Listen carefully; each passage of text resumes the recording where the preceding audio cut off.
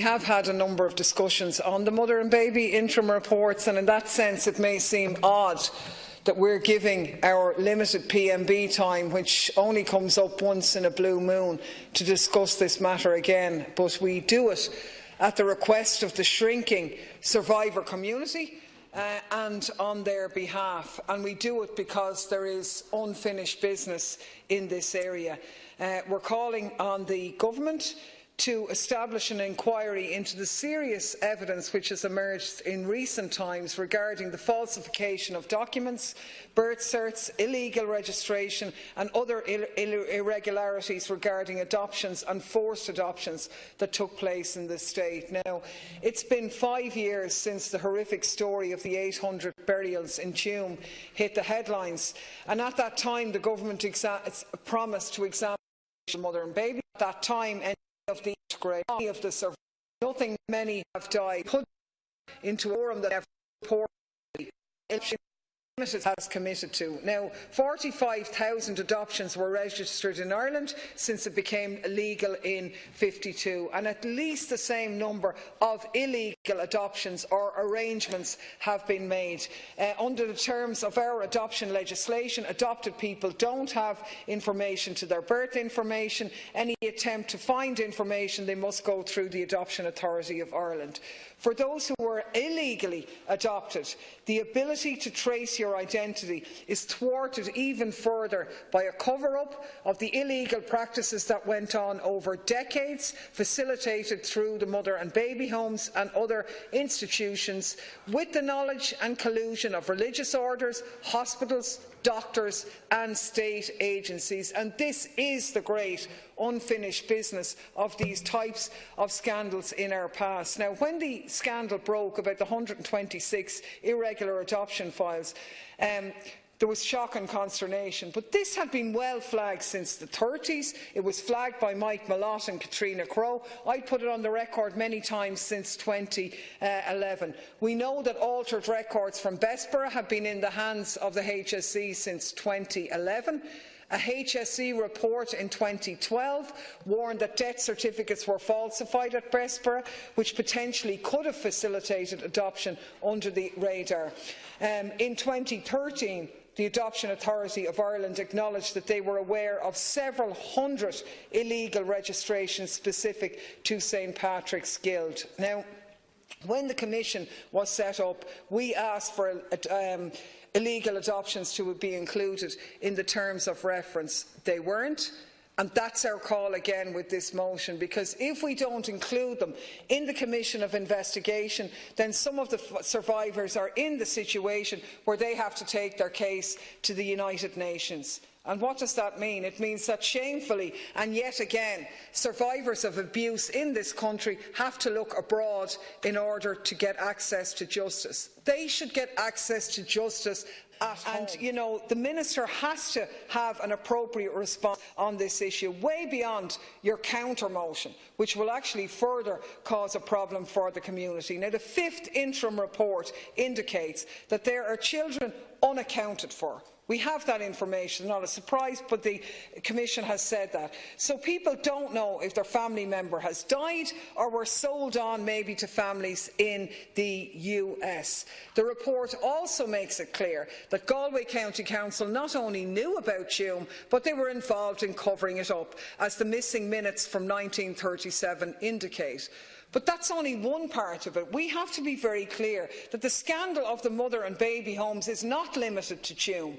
It's not limited to the terms of reference of the Commission, because it only includes 14 homes and a sample from the county homes. That's not going to get to the bottom of the illegal adoptions, because there were approximately 300 private nursing homes which were excluded from the Commission. And on top of that, there's an unknown quantity of private arrangements that took place in other situations when birth certs were falsified by adoptive parents registering as natural birth parents and passing the baby off as their own while avoiding state involvement through the adoption adoption process. And these are essentially almost untraceable. I mean, when the story of the 126 cases, illegal registrations took place, I was contacted by a man, coincidentally in my constituency, who at the age of 38, after his parents had died, a friend sort of let slip that he had been adopted. So in his own words, here was he, a married man with 4 children who didn't have a biological identity.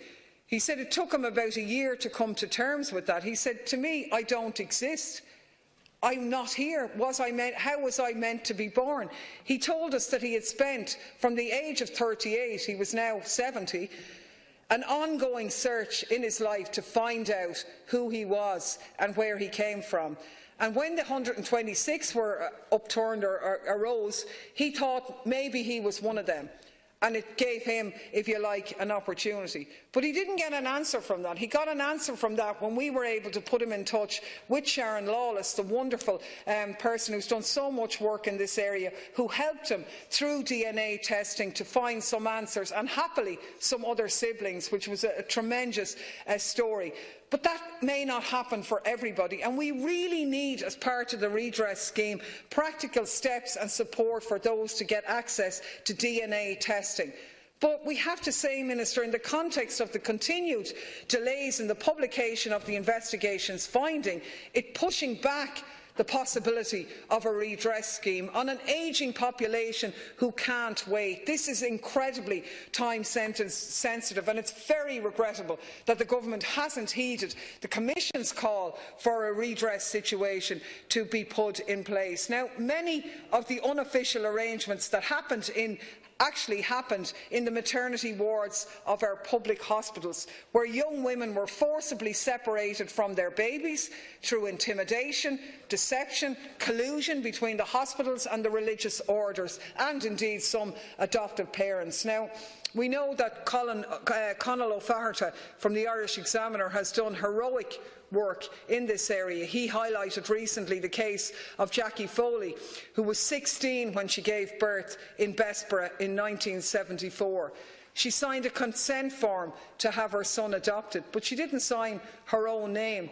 Instead, instructed by a nun and in the presence of a solicitor and her mother, she was forced to write a different name. Micheline Power, a woman who doesn't even exist.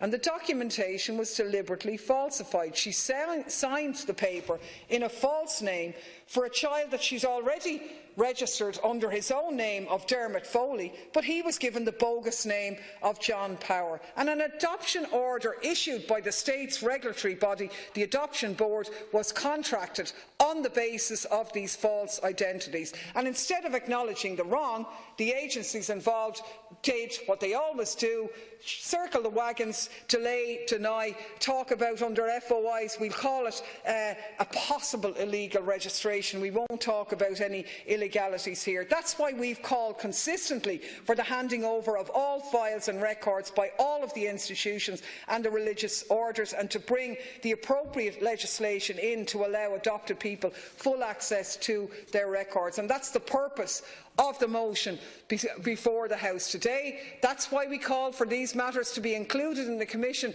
before it was set up, and that's why we're calling for them to be included now. Because your response saying that the limited audit, it's not appropriate. We know that there's going to be now a review of about 1,500 files, but that's just 1.5% of the 100,000 files in the hands of the Adoption Authority.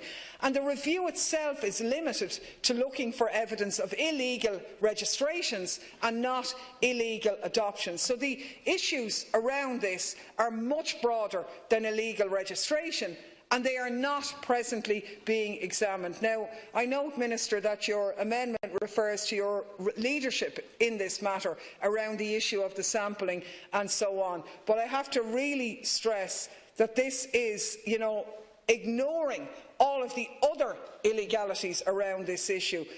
On top of that, we were promised that the audit was due at Easter. I'd like to know, have you received it?